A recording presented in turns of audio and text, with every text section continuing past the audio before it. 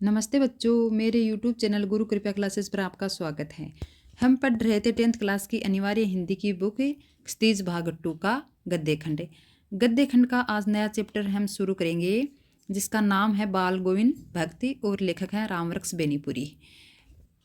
बाल गोविंद भक्ति चैप्टर है वो रेखा चित्र विधा में लिखा हुआ है। वो पहले हम पढ़ने से पहले जो इसके लेखक हैं उसका जीवन परिचय देख लेते हैं। तो चलो करते हैं स्टार्ट। रामवृक्ष बेनीपुरी का जन्म बिहार के मुजफ्फर जिले के बेनीपुरी गांव में 1899 में हुआ। माता पिता का निधन बचपन में ही हो जाने के कारण जीवन के प्रारंभिक वर्ष अभाव और कठिनाई तथा संघर्षों में बिता। 10वीं तक की शिक्षा प्राप्त करने के बाद वे सन 1920 में ही राष्ट्रीय स्वाधीनता आंदोलन से सक्रिय रूप से जुड़ गए। सन 1920 में कौन सा स्वतंत्रता आंदोलन हुआ था? असहयोग आंदोलन, है ना। कई बार जेल भी गए।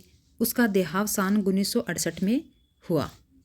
आगे देखो, 15 वर्ष की अवस्था में बेनीपुरी की जो रचनाएं हैं वह पत्र पत्रिकाओं में छपने लगी। अब देखो 15 वर्ष की उम्र कितनी होती है, तब वो रचना करने लग गए थे। बेहद ही प्रतिभाशाली पत्रकार थे। उन्होंने अनेक दैनिक, साप्ताहिक और मासिक पत्र पत्रिकाओं का संपादन किया, जिसमें तरुण भारत, किसान मित्र, बालक, युवक, योगी, जनता, जनवाणी और नई धारा उल्लेखनीय है। ये इनकी पत्र पत्रिकाओं के नाम हैं। गद्य की विविध विधाओं में उन्होंने लेखक को व्यापक प्रतिष्ठा मिली। उनका पूरा साहित्य बेनीपुरी रचनावली के नाम से 8 खंडों में विभक्त है। उसकी रचना यात्रा के महत्वपूर्ण पड़ाव हैं पतितों के देश में, जो एक उपन्यास है, चिता के फूल, जो एक कहानी है, अम्बपाली, ये है नाटक है, माटी की मूर्तें रेखा चित्र, पैरों में पंख बांधकर, ये यात्रा वृतांत है, जंजीरें और दीवारें, क्या है, एक संस्मरण। उसकी रचनाओं में स्वाधीनता की चेतना, मनुष्यता की चिंता और इतिहास के युग के अनुरूप व्याख्या है। विशिष्ट शैलीकार होने के कारण उन्हें कलम का जादूगर कहा जाता है। कलम का जादूगर किसे कहा जाता है? रामवृक्ष बेनीपुरी को। और कलम का मजदूर किसे कहा जाता है? प्रेमचंद को। ठीक है, तो देखो, यात्रा वृत्तांत का मतलब होता है कि लेखक किसी स्थान की यात्रा का वर्णन करता है उसमें ना।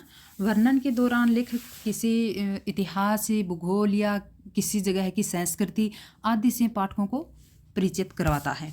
और रेखा चित्र, देखो यहाँ पर संस्मरण का अर्थ होता है सम्यक तरीके से, अर्थात भली भांति किया गया स्मरण। और इसका मतलब है कि सहज आत्मीयता तथा गंभीरता पूर्वक किसी व्यक्ति, घटना, दृश्य हो चाहे कोई वस्तु हो आदि का पूर्ण रूप से स्मरण करवाना या करना। संस्मरण में लेखक जो कुछ भी स्वयं देखता है और स्वयं अनुभव करता है उसी का चित्रण करता है। और रेखा चित्र क्या होता है बच्चों? जैसे स्केच में रेखाओं के माध्यम से किसी व्यक्ति या वस्तु का चित्र प्रस्तुत किया जाता है ना, ठीक वैसे ही शब्द रेखाओं के माध्यम से या शब्द चित्रों के माध्यम से किसी व्यक्ति के व्यक्तित्व को पाठकों के समक्ष प्रस्तुत करना। और हमारा जो ये चैप्टर है बाल गोविंद भक्त, ये एक रेखा चित्र विधा में ही लिखा हुआ है। आगे चलो।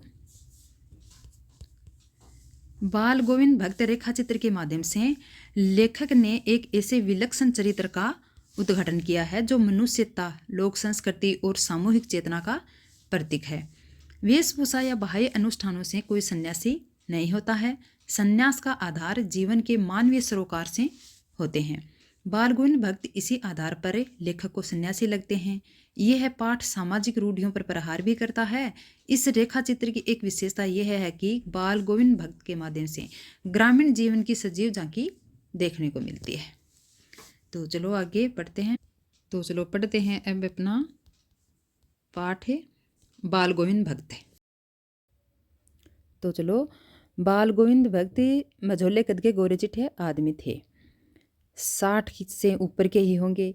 बाल पक गए, लंबी दाढ़ी या जटाजूट तो नहीं रखते थे, किंतु हमेशा उसका चेहरा सफ़ेद बालों से ही जगमग किए रहता था। कपड़े बिल्कुल कम पहनते थे। कमर में एक लंगोटी मात्र और सिर पर कबीरपंथियों की सी कनफटी टोपी पहना करते थे। जब जाड़ा आता, सर्दी आती तो काली कंबली ऊपर से ओढ़ लिया करते थे।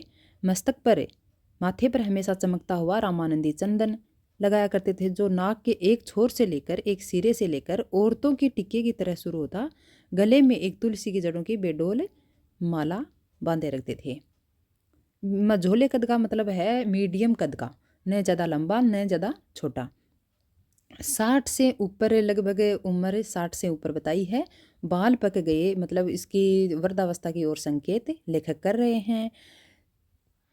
कबीर पंथियों की सी यानी कि जो कबीर दास जी हैं उसके भक्त और अनुयायी जैसी टोपी पहना करते थे वैसी टोपी पहना करते थे। और रामानंद जी के अनुयायी हैं, रामानंद जी को मानने वाले उसके भक्त हैं, जैसा चंदन लगाया करते थे वैसे चंदन लगाया करते थे। अब देखो रामानंद जी हैं ये कबीरदास जी के ही गुरु थे। ठीक है, तो इसका मतलब ये है कि बाल गोविंद भक्त है वो केवल एक लंगोटी पहनते थे, और जब सर्दी आती तो एक छोटी कंबल है वो ओढ़ लेते थे, सफ़ेद बाल रखते थे, माथे पर रामानंदी चंदन तिलक लगाते थे। और बाल गोविंद भक्त की ऐसी वेशभूषा देखकर भ्रम हो जाता है कि वह कोई साधु है, पर क्योंकि ऐसी वेशभूषा गृहस्थ नहीं एक साधु ही धारण करता है। तो देखो ऊपर की तस्वीर से यह नहीं माना जाए कि बाल गोविंद भक्त क्या थे, साधु थे, नहीं बिल्कुल गृहस्थ थे वो। उसकी गृहिणी की तो मुझे याद नहीं है, लेखक कह रहे हैं गृहिणी यानी उसकी जो पत्नी, लेखक कह रहे हैं कि उसकी गृहिणी पत्नी की तो मुझे याद नहीं है बाल गोविंद भक्त की, लेकिन उसके एक बेटा और पतोहू यानी पुत्र वधू तो मैंने देखा था। थोड़ी खेती बाड़ी भी क्या करते थे, एक साफ सुथरा मकान भी था, तो इस दृष्टि से क्या थे, एक गृहस्थ थे। ठीक है, और वेशभूषा की दृष्टि से ऐसे लग रहा है कि एक साधु हैं, साधु की तरह, लेकिन वो एक साधु नहीं थे। वो क्या थे, एक गृहस्थ थे, और अपने गृहस्थ जीवन को भली भांति वो संभाल रहे थे, अपने दायित्वों को निभा रहे थे। क्योंकि इसके क्या थी, उनके एक खेती बाड़ी वो किया करते थे, परिवार रखते थे। बाल गोविंद भक्त साधु थे, साधु की सब परिभाषाओं से खरे उतरने वाले थे। यहाँ पर भाव ये है कि जो बाल गोविंद भक्त हैं वो अपने गृहस्थ जीवन में रहकर एक साधु जैसा जीवन बिता रहे होते हैं। साधु जैसी वो जो मान्यता रखते हैं, साधु जैसा सेवाभावी हैं, त्यागी हैं, शांति प्रिय हैं, ईश्वर की जो भक्ति करने वाले हैं, विनम्र स्वभाव के हैं। एक सच्चे साधु में जैसे लक्षण होते हैं वो सब बाल गोविंद भक्त के आचरण में विद्यमान थे, और साधु की सारी परिभाषाओं में वो खरे उतरने वाले थे। यानी कि भक्त जी हर परिभाषा के अनुसार खरे साधु सिद्ध होते थे। लोभ मोह द्वेष पाखंड आदि से वो मुक्त थे और वास्तविक और सच्चे साधु थे। ठीक है, यही मतलब है यहाँ पर। कबीर को साहब मानते थे, यानी कबीर को ही ईश्वर मानते थे, अपना मालिक मानते थे। उन्हीं के गीतों को गाते, उन्हीं के पदों को गाते, उन्हीं के आदेशों पर चलते, कभी झूठ नहीं बोलते, खराब व्यवहार करते, मतलब इसके व्यवहार में कोई छल कपट नहीं होता। किसी से भी दो टूक बात करने में संकोच नहीं करते, मतलब उसके मतलब साफ साफ कह देते, संकोच नहीं करते, झिझकते नहीं, जैसा था वैसा वो कह देते थे। न किसी से खामखा झगड़ा मोल लेते, किसी की चीज़ छूते भी नहीं थे, और न उसको पूछे बिना व्यवहार में लाते, यानी काम में लाते। इस नियम को कभी कभी इतनी बारीकी तक ले जाते, गहराई से उसका पालन किया करते कि लोगों को आश्चर्य होता, कुतूहल होता। कभी वह दूसरे के खेत में सोच के लिए भी नहीं बैठते। वह गृहस्थी थे, लेकिन उसकी सब चीज़ें क्या थी, साहब की। कबीर को जो साहब मानते थे, जो खेत में अनाज जितना भी पैदा होता वो सिर पर लाद कर उसे साहब के दरबार में ले जाते, मतलब कबीर पंथ जो मठ होता है उसमें ले जाते। और उसके घर से वो कितनी दूर था, 4 कोस लगभग। वह दरबार में कबीरपंथी मठ है, वहाँ पर दरबार में भेंट रूप में रख दिया करते सारा अनाज, और प्रसाद रूप में जिसे वो वापस मिलते वो घर ले आकर उससे ही गुजारा चलाते। ऐसे थे बाल गोविंद भक्त। तो देखो, तो बाल गोविंद भक्त है वह अपनी हर चीज़ का मालिक किसे मानते थे, साहब को ही मानते थे, कबीर को मानते थे। स्वयं को उसका प्रतिनिधि या सेवक मानकर जीवन व्यतीत करते थे। कबीर के उपदेशों को, उसके संदेशों को, उसके आचरण को उन्होंने अपने जीवन में अच्छी तरीके से उतार रखा था, उनके नियमों का वो पालन किया करते थे। तो बाल गोविंद भक्त एक मतलब अच्छे गृहस्थ भी थे, और साधु के सभी श्रेष्ठ गुण भी उसमें विद्यमान थे। एक गृहस्थ के बाद जो होता है वो गृहस्थी के प्रति अपने कर्तव्यों का जो निर्वाह करता है वह पूरे मनोयोग से वो भी किया करते थे, और उसके साथ ही एक संत के श्रेष्ठ गुण भी उसमें विद्यमान थे, जैसे झूठ न बोलना, खरा निष्कपट व्यवहार करना, स्पष्ट किसी को कह देना, शांति प्रियता, पराई वस्तु को न छूना, और सदा ईश्वर भक्ति में लीन रहना, मोह और आसक्ति से भी वो दूर रहते थे। वो जो कबीर है उसका सेवक मानकर अपना जीवन बिताते थे, और कबीरदास जी की पूर्ण आस्था वो रखते थे। ठीक है, और मठे में जो भेंट स्वरूप है इसका कुछ अंश वो रख लेते थे और बाकी प्रसाद रूप में भगत जी को जो लौटा दिया करते थे, उससे वो गुजारा किया करते थे। उस जो अनाज उसकी खेती बाड़ी में हुआ करता था वो कबीर मठ में ले जाया करते थे। और ठीक आगे चलो, इन सब के ऊपर तो मैं इन सब के ऊपर मैं तो मुग्ध था उसके मधुर गाने पर जो सदा सर्वदा ही सुनने को मिलते थे। कबीर के वे सीधे साधे पद जो उसके कंठ से निकलकर सजीव हो उठते थे। तो लेखक क्या कह रहे हैं कि ये सब तो था ही, मतलब एक अच्छी तरह गृहस्थ भी वो था, उसका पालन भी वो अपने जीवन में कर रहा था, उसके उत्तरदायित्व का निर्वाह भी वो कर रहा था, और एक सच्चा साधु भी था। वो तो सब ठीक है, लेकिन इससे भी वो ऊपर क्या वो देखते हैं कि उसके जो मधुर गाने होते हैं उस पर कवि मुग्ध होते हैं। कि इन सब के ऊपर मतलब है जो ये विशेषता बताई हैं, इन सब के ऊपर मैं तो मुग्ध था। लेखक कह रहे हैं मैं तो उसके मधुर गाने पर मुग्ध था, जो सदा ही उसके मुख से सुनते आ रहा था। वो ही कबीर के सीधे साधे पद और उसके कंठ से निकलकर सजीव हो जाते थे, प्रभावशाली हो जाते थे और भी मधुर लगने लगते थे। आषाढ़ महीने की रिमझिम, ये बरसात का जो महीना होता है, शुरुआती महीना होता है आषाढ़। देखो आषाढ़ सावन भाद्रपद है, ये बारिश के महीने होते हैं। तो उसमें रिमझिम बरसात हो रही है, सारा गांव समूचा गांव अपने खेतों में चला गया है। कहीं हल चल रहे हैं, कहीं रोपनी हो रही है। अनाज के पौधों को लगाने को रोपनी कहते हैं ना, पौधे से लगाना कहते हैं ना, पौध लगाना। धान के पानी भरे खेतों में बच्चे उछल रहे हैं। धान चावल के जो पानी भरे खेत हैं उसमें बच्चे उछल कूद कर रहे हैं। औरतें कलेवा लेकर मेड़ पर बैठी हैं। कलेवा का मतलब है सुबह का जलपान। मेड़ यानी जो खेतों की सीमा होती है, कच्ची बाड़ खाई जिसे हम कहते हैं, उस पर बैठी हैं। आगे देखो, आसमान बादल से घिरा हुआ है, धूप का नाम नहीं है, ठंडी पुरवाई चल रही है। ऐसे ही समय में आपके कानों में एक स्वर तरंग झंकार सी कर उठी। ये क्या है, कौन है, ये पूछना नहीं पड़ेगा, क्योंकि बाल गोविंद भक्त समूचा शरीर, मतलब ये उसे सबको पता है, आसपास के लोगों को पता है कि ये कौन गा रहा है, बाल गोविंद भक्त गा रहा है। सभी जो बरसात का महीना रिमझिम बरसात हो रही है, सभी अपने खेतों में काम कर रहे हैं, बच्चे उछल कूद कर रहे हैं, औरतें मेड़ पर बैठी बत्तियाँ रही हैं। तो ऐसे में मतलब धूप भी नहीं है, ठंडी पुरवाई पूर्व दिशा में चलने वाली हवा चल रही है, कितना सुहावना मौसम है। उस समय क्या सुनाई देता है, इतना मधुर स्वर जो सुनाई दे रहा होता है, वो किसका है, बाल गोविंद भक्त का है। वो गा रहे हैं कबीर नाथ, जो कबीर जी के पद अपने सुंदर सुंदर स्वर में।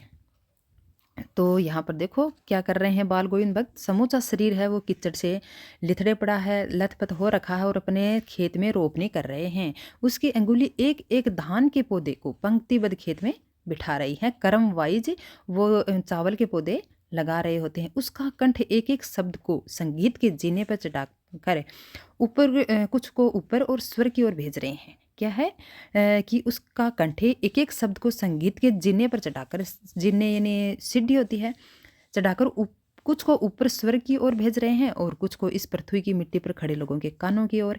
इसका मतलब है कभी वह गाते गाते कभी कभी इतने ऊंचे स्वर में गाने लगते हैं और कभी नीचे स्वर में गाने लगते हैं। ऊंचे स्वर में गाते हैं तब ऐसा लगता है कि वह भगवान को सुना रहे हैं, और नीचे स्वर में गाता है तो ऐसा लग रहा है कि वे आसपास के लोगों को सुना रहे हैं।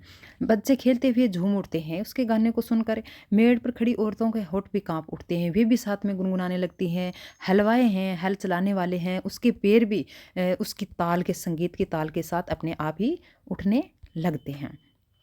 रोपनी करने वालों की अंगुलियां भी एक अजीब क्रम में चलने लगती है। बाल गोविंद भक्त का ये संगीत है या जादू, मतलब इसके संगीत से जो खेतों में काम कर रहे लोगों के जो थकान हो गई है, उससे उस संगीत को सुनकर सब में स्फूर्ति आ जाती है और अपने काम की गति को वो बढ़ा देते हैं। तो कवि यहाँ कह रहे हैं कि उसका संगीत है, वो संगीत है या जादू। ठीक है। भादों की अंधेरी अधरातियाँ,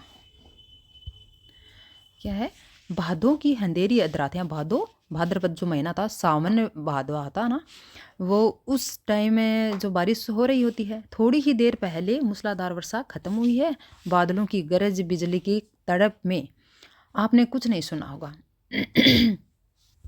किंतु अब झिल्ली की झंकार झिल्ली यानी जो झिंगुर होता है उसके स्वर में एक झनकार का सा स्वर सुनाई देता है। और मेंढकों की टर्टर, दादुर मेंढक की जो टर्टर की आवाज़ है वह भक्त के संगीत को अपने कोलाहल में डुबो नहीं सकती, यानी इसके बावजूद भी उसका स्वर है, संगीत स्वर सुनाई दे रहा है हमें। इससे पहले जो मूसलाधार बारिश हो रही थी, बादल गरज रहे थे, बिजली कड़क रही थी, उस टाइम तो उसका संगीत सुनाई लोगों को नहीं दे रहा था क्योंकि ज़ोर से आवाज़ हो रही थी। लेकिन वो रुकने के बाद उसका संगीत सुनाई दे रहा है, जिसमें झिल्ली की झंकार हो रही है और जो दादुर हैं वह ट्रटर कर रहे हैं, फिर भी उसकी आवाज़ लोगों को सुनाई दे रही है। और क्या कि खंजड़ी उसकी डिमक डिमक बज रही है और वे क्या गा रहे हैं, गोदी में पिएवा चमक उठे सखियाँ चिहुक उठे ना। तो इसका जो अर्थ है, कवि लेखक बता रहे हैं कि हाँ, पिया तो गोद में ही है किंतु वह समझती है कि वह अकेली है, चमक उठती है चिहुक उठती है। इसका मतलब ये है कि जो इसका अर्थ है पंक्ति का, वो तो शब्दार्थ तो ये है कि प्रियतम तो गोद में है, लेकिन भ्रमवंश स्वयं को अकेली समझकर प्रिया बार बार चौंक जाती है। लेकिन इसका यहाँ पर आध्यात्मिक अर्थ है, ठीक है। जो इसका भाव यह है कि परमात्मा तो प्रत्येक पल आत्मा में ही निवास करता है, वह आत्मा से अलग नहीं है, लेकिन अज्ञानतावंश से, ज्ञान न होने के कारण आत्मा रूपी प्रिया है वो परमात्मा रूपी प्रियतम से अपने आप को अलग समझती है और ये समझ करे चिंतित और विरह में व्याकुल रहती है, ठीक है।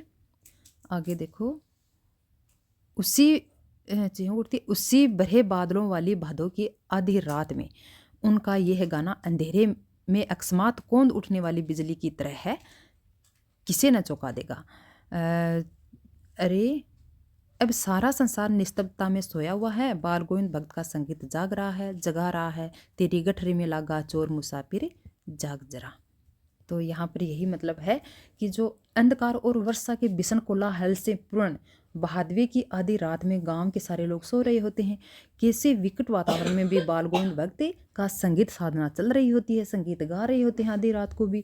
उनके संगीत के स्वर हैं वो लोगों को चौंका कर जगा रहे हैं। स्वयं जागने वाला ये भक्त का जो गान है वह लोगों को साधारण नींद से नहीं जगा रहा है, अपितु सांसारिक मोह माया की नींद से वो जगा रहा है। और ये पंक्ति जो गा रहा है कि तेरी गठरी में लागा चोर मुसाफिर जाग जरा, तो इसका मतलब ये है कि जो गठरी है वह तो मानव जीवन की, मनुष्य की आयु का प्रतीक है। यहाँ पर चोर है वह समय का प्रतीक है, काल का प्रतीक है, मुसाफिर है वह कुछ समय के लिए संसार में आए मनुष्य का प्रतीक है। तो भाव यही है कि जो काल रूपी चोर है वह पल पल मनुष्य के बहुमूल्य जीवन को चुरा रहा है, कम कर रहा है, आयु है वो बीती जा रही है। अतः मनुष्य को सांसारिक माया मोह की नींद से जाग कर अब क्या करना चाहिए, भगवान का भजन करना चाहिए, ईश्वर का स्मरण करना चाहिए। यही भाव यहाँ पर है। आगे चलो, कार्तिक आया नहीं, कार्तिक मतलब कार्तिक महीना, जिस महीने में दीपावली आती है ना वो कार्तिक महीना। तो लेखक कह रहे हैं कि कार्तिक आया नहीं कि बाल गोविंद भक्त की प्रभातियाँ शुरू हो गई जो फागुन तक चलेगी, ये नहीं दीपावली से लेके होली तक चलेगी, है ना। फागुन होली जो फागुन महीने में आती है, कार्तिक में दीपावली आती है। प्रभातियों का मतलब होता है जो सुबह का भजन कीर्तन होता है उसे प्रभातियाँ कहते हैं। तो कार्तिक आया नहीं कि बाल गोविंद भक्त की प्रभातियाँ शुरू हुई जो फागुन तक चला करती है। इन दिनों वह सवेरे ही उठकर न जाने किस वक्त जागकर वह नदी स्नान को जाते, गांव से 2 मील दूर वहाँ से नहा धोकर लौटते और गांव के बाहर ही पोखर के ऊंचे भिंडे पर अपनी खंजरी लेकर जा बैठते और अपने गाने टेरने लगते। तो देखो यहाँ पर पोखर का मतलब है जो कच्चा तालाब होता है, तालाब से छोटा ना, वो कच्चा तालाब पोखर के भिंडे पर ऊंचाई पर, मतलब उसके ऊंचे हिस्से पर वो बैठ जाते नहा धोकर और अपनी खंजरी लेकर वो अपने गाने टेरने लगते, प्रभातियाँ करना शुरू कर देते। मैं शुरू से ही देर तक सोने वाला हूँ, लेखक कह रहे हैं कि वैसे तो मैं देर से उठने वाला हूँ, सुबह लेट तक सोता हूँ, किंतु एक दिन माघ महीने की उस दांत किटकिटाने वाली भोर में, माघ महीना सर्दी का महीना होता है, बहुत सर्दी पड़ती है इस महीने में, तो दांत किटकिटाने वाली भोर यानी सुबह में भी उसका संगीत मुझे पोखर तक ले आया कि उसके संगीत से इतना मुग्ध हुआ कि वह सुबह जल्दी उठ कर उस मतलब दांत किटकिटाने वाली सुबह है, माघ के महीने में बहुत सर्दी पड़ रही थी, तब भी वह वो संगीत सुनने के लिए पोखर पर पहुंच जाता है। अभी आसमान के तारों के दीपक बुझे नहीं है, मतलब तारे अभी आसमान में जल रहे हैं और पूर्व में लोही लग गई है। मतलब पूर्व दिशा में जब सूर्योदय होता है तो लालिमा छा जाती है, वही मतलब है। जिसकी लालिमा ने शुक्र तारा, तो उस दिशा में उस टाइम में शुक्र तारा भी चमक रहा है और उसकी लालिमा को और अधिक बढ़ा रहा है। खेत बगीचा घर सब कुहासा यानी कोहरा छाया हुआ है। सारा वातावरण अजीब ही रहस्य से आवर्त, अजीब रहस्य से ढका हुआ है। उस रहस्यमय वातावरण में एक कुश जो नुकीली घास होती है उसकी चटाई पर बैठे, पूर्व दिशा में मुँह किए, काली कमली ओढ़े बाल गोविंद भक्त अपनी खंजरी लिए बैठे हैं और उसके मुंह से शब्दों का तांता लगा है। मतलब वो गा रहे हैं, उनकी अंगुलियां है वह खंजरी पर लगातार चल रही है, डिमक डिमक वो बजा रहे हैं खंजरी को और गाना गा रहे हैं। गाते गाते इतने मस्त हो जाते हैं, इतने सुरूर में आते हैं, सुरूर मतलब नशा छा जाना, तो इतने सुरूर में आते हैं वो, इतने उत्तेजित हो उठते हैं कि मालूम होता है कि अब वो खड़े होने ही वाले हैं। गाते गाते वो इतने उत्तेजित हो जाते हैं कि खड़े होने को हो जाते हैं। कमली तो बार बार सिर के नीचे सरक जाती है, जो कंबल ओढ़ रखी है। वो गाते हैं, इतने भाव विभोर हो उठते हैं तो उसे पता ही नहीं चलता है कि कंबल है वो कब नीचे उतर जाती है उसके शरीर से। मैं जाड़े में कपकपा रहा था, लेखक कह रहे हैं कि तो उस टाइम में तो जाड़े में, सर्दी में कपकपा रहा था, जाड़े मतलब सर्दी, किंतु तारे की छाँव में उनके मस्तक के श्रम बिंदु भी जब तब चमक पड़ते हैं। श्रम बिंदु यानी उसके जो पसीने की बूंदें हैं माथे पर, वो चमक, मतलब गाते वक्त उसके जो माथे पर पसीने की बूंदें चमक रही हैं। और लेखक कह रहा है कि उस टाइम में मुझे इतनी सर्दी लग रही है कि कंपकपा रहा हूँ। गर्मियों में उनकी संध्या इतनी उमस भरी शाम को न शीतल करती। अपने घर के आंगन में आसन जमा कर बैठते गांव के उनके कुछ प्रेमी, जो उसके गाने के जो प्रेमी हैं उसके साथ बैठने वाले हैं, तो वो भी खंजड़ियाँ और करतालों की भरमार हो जाती, लेके बैठ जाते, उसके गाना गाने लग जाते साथ, है ना। एक पद बाल गोविंद भक्त कह जाते और उसकी प्रेम मंडली जो है उसे दोहराती, उसके पीछे पीछे गाती, दोहराती, तिहराती। धीरे धीरे वे स्वर ऊंचा होने लगता, एक निश्चित ताल निश्चित गीत से। उस ताल स्वर के चढ़ाव के साथ श्रोताओं के मन भी ऊपर उठने लगते, मतलब बहुत ही खुश वो होते और धीरे धीरे मन है वो तन पर हावी हो जाता। मतलब वो गाते गाते उसके साथ नाचने भी लग जाती, ये मतलब है ना। होते होते एक क्षण ऐसा आता कि बीच में खंजरी लिए बाल गोविंद भक्त नाच रहे होते हैं, उसी के बीच में वो नाचने लग जाते। उसके साथ ही सबके तन और मन है वह नृत्यशील हो उठते, सभी नाचने लग जाते।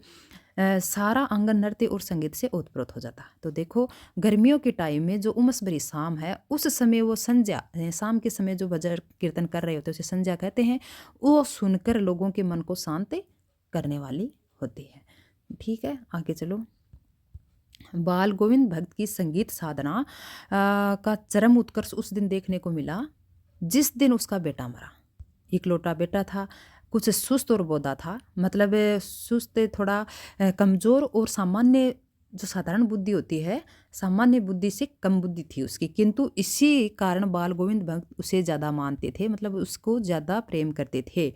उनकी समझ में उसके अनुसार ऐसे आदमियों को ज़्यादा नज़र रखनी चाहिए और प्यार करना चाहिए, क्योंकि ये निगरानी और मोहब्बत के ज़्यादा हकदार होते हैं। कहने का मतलब ये है कि जो साधारण बुद्धि के लोग होते हैं, जो शरीर से आसक्त लोग होते हैं, उसे दूसरों की सहायता की ज़रूरत होती है, प्यार की ज़रूरत होती है, जो सहानुभूति की ज़रूरत होती है। तो ऐसे लोगों, मतलब कह रहा है ना कि ये निगरानी और मोहब्बत के ज़्यादा हकदार होते हैं, इससे ज़्यादा ज़रूरत होती है, उसे मतलब सहानुभूति उस पर रखनी चाहिए, ज़्यादा प्रेम करना चाहिए, ज़्यादा उसकी सेवा करनी चाहिए। और तो ऐसे ही कुछ थे, उसका बेटा सुस्त और बोदा सा था, इकलौता था, वो मर जाता है।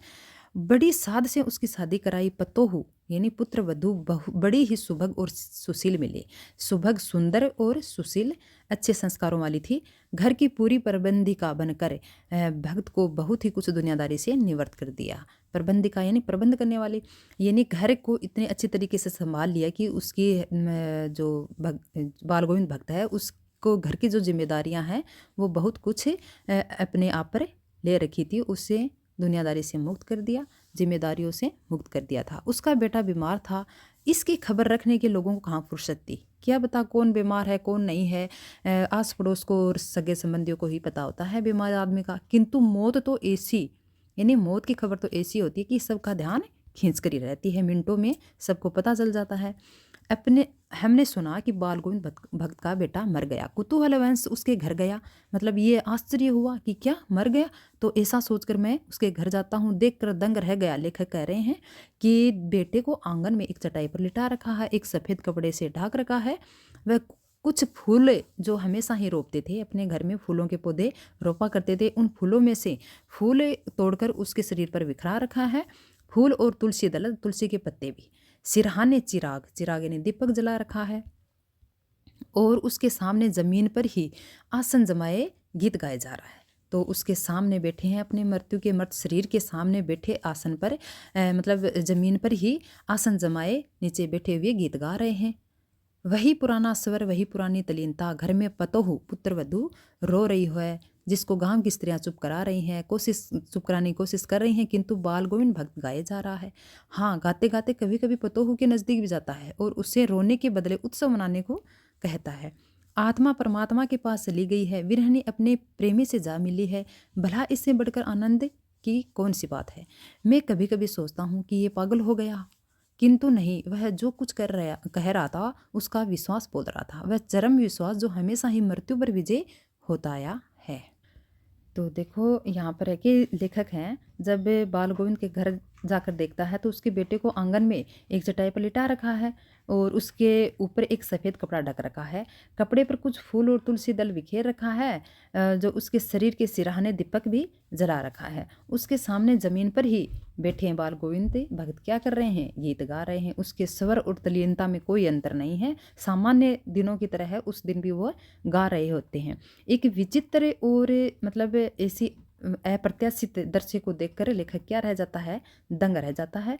और वह सोचता है कि वो पागल तो नहीं हो गया, क्योंकि उसका जो इकलौता बेटा था, जवान और विवाहित पुत्र की मृत्यु किसी के पिता के धैर्य को खंडित कर सकता था, उसे फूट फूट कर रुला भी सकता था। लेकिन बाल गोविंद के व्यवहार में शोक और अधीरता के जो चिन्ह दिखाई हमें दे रहे हैं, और बल्कि वह निश्चिंत होकर बैठे कबीर के पद गा रहे हैं। बाल गोविंद की जैसे मतलब ये है असाधारण और अस्वाभाविक आचरण को देखकर लेखक क्या सोचता है कि ये पुत्र शोक के आघात से पागल तो नहीं हो गया है। ठीक है।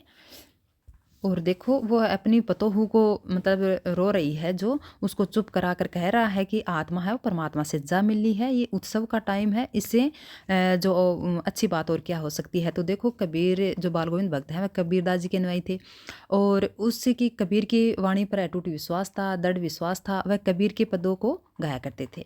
कबीर ने भी अपने पदों में जो आत्मा और परमात्मा की विरहणी के रूप में चित्रित किया है, और उसके अनुसार शरीर के मर्त हो जाने पर आत्मा मुक्त होकर कहाँ चली जाती है? परमात्मा से जा मिलती है। कबीर के इन वचनों पर विश्वास करने के कारण ही बाल गोविंद भक्त है वह निश्चिंतता से गाने में लीन है और अपनी पतोहू को भी उत्सव मनाने के लिए कह रहे हैं। आगे देखो,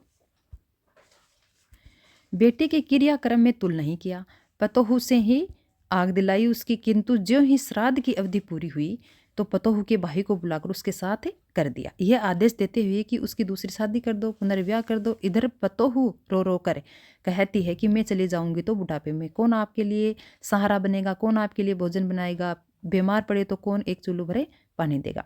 मैं पैर पड़ती हूँ, मुझे अपने चरणों से अलग न कीजिए। लेकिन भक्त का निर्णय अटल था, तू जा, नहीं तो मैं ही इस घर को छोड़कर चला जाऊंगा।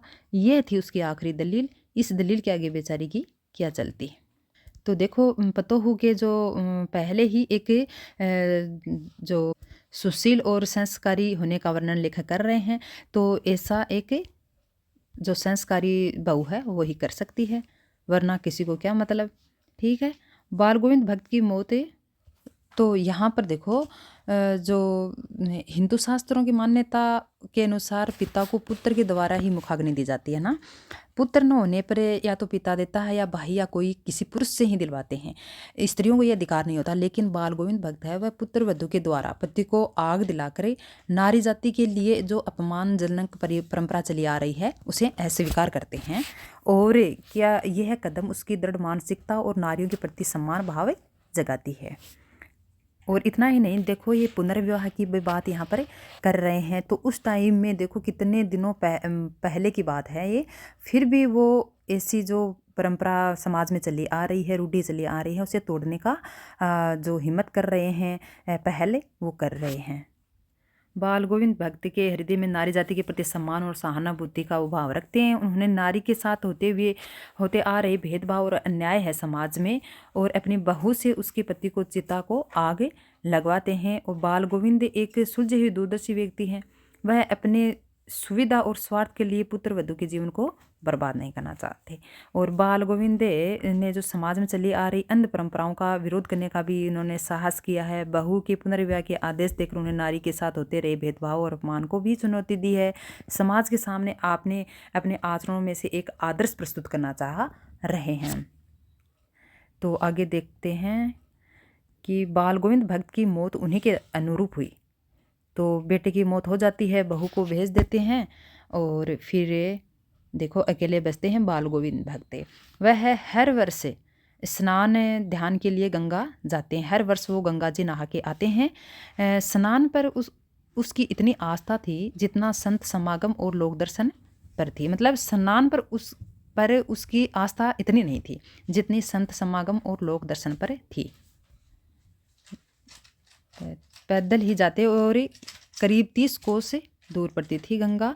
साधु को संबल लेने का क्या है, और गृहस्थ किसी से भिक्षा क्यों मांगे। यहाँ पर देखो इसका मत है बाल गोविंद भक्त का कि वो साधु भी थे और एक अच्छे गृहस्थ भी थे।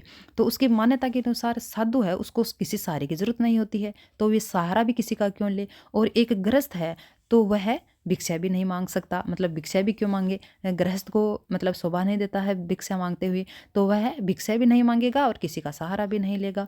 तो वो क्या करते, घर से खाकर ही जाते जब गंगा स्नान करने जाते, और घर लौट कर ही खाते। किसी बीच में किसी से न भिक्षा मांग कर खाते न किसी से ऐसे लेकर खाते। रास्ते भर खंजड़ी बजाते जाते, जहाँ प्यास लगती पानी पी लेते। 4-5 दिन आने जाने में लग जाते, किंतु अब लंबे उपवास में भी वही मस्ती रहती। अब बुढ़ापा आ गया था किंतु टेक वही थी जवानी वाली। इस बार लौटे तो तबीयत कुछ सुस्त थी क्योंकि बूढ़े बहुत ज़्यादा हो गए थे। खाने पीने के बाद भी तबीयत नहीं सुधरी। थोड़ा बुखार आने लगा किंतु नेम व्रत तो छोड़ने वाले नहीं थे वो। वही 2 जून दोनों टाइम, जून यानी टाइम, गीत, स्नाना ध्यान, खेती बाड़ी देखना दिन दिन छिजते ही गई, कमज़ोर होते ही गए। लोगों ने नहाने धोने से मना किया कि भाई आराम करने को कहा, किंतु हंस कर वो टाल देते, नहीं माने लोगों की। उस दिन भी संध्या में गीत गाए, किंतु मालूम होता जैसे तागा टूट गया हो, माला का एक एक दाना बिखरा हुआ हो। भोर में सुबह है, लोगों को गीत सुनाई नहीं देता है। जाकर देखा तो बाल गोविंद भक्त नहीं रहे हैं। उसका क्या पड़ा है, एक शरीर पड़ा है, पंजर पड़ा है। यहाँ देखो जब वे बाल गोविंद भक्त हैं वह बूढ़े हो गए, किंतु उसके जीवन की जो दैनिक क्रियाएं हैं वो बिना रुके चलती रही। बूढ़ा होने के बाद भी, वृद्धावस्था आने पर भी भक्त ने अपने जीवन के नियमों को नहीं बदला। वह सवेरे उठते, जब जवान थे तब क्या करते थे वैसे ही वो अपने सारी क्रियाएं किया करते थे। सवेरे जल्दी उठना, स्नान करना, कबीर के पद गाना और खेती बाड़ी भी संभालते थे। भक्त बीमार थे, बूढ़े तथा कमज़ोर हो गए थे। लोग उसे कहते कि भाई नहाना धोना छोड़ दो अब जल्दी उठ के, और अब आराम की ज़रूरत है आपको। लेकिन वे नहीं मानते थे और लोगों को उस बात को वो हंसकर टाल देते थे। तागा टूटने और माला का एक एक दाना बिखरने का मतलब है कि जो बाल गोविंद भक्त है वह जीवन का उसके अंत हो चुका था, और भक्त की जीवन शक्ति वह धीरे धीरे घट रही थी। वह दिन दिन कमज़ोर होते जा रहे थे, बुखार धीरे धीरे उसको तोड़ रहा था। और पंजर का मतलब है कि जो अब वह संसार में अब नहीं रहे हैं। जो आत्मा है वह शरीर रूपी पिंजरे को छोड़कर चली गई है। केवल निर्जीव शरीर धरती पर अभी पड़ा है, सिर्फ उसका पंजर ही पड़ा है। तो देखो बच्चों, इस चैप्टर से हमें ये संदेश मिलता है कि साधु होने के लिए घर बार त्यागना आवश्यक नहीं है। मोह, अहंकार, क्रोध, लोभ आदि त्यागना आवश्यक होता है। साधु बनने के लिए घर त्यागना आवश्यक नहीं है। घर अच्छी तरह अपनी घर गृहस्थी संभाल कर भी एक साधु की तरह जिया जा सकता है। साधु तन से नहीं मन से होना चाहिए। भक्त का जो गृहस्थ जीवन है वह प्रेरणा देता है कि हर गृहस्थी को सेवाभावी भी होना चाहिए, त्यागी, शांति प्रिय, ईश्वर की भक्ति भी करनी चाहिए और विनम्र स्वभाव का होना चाहिए।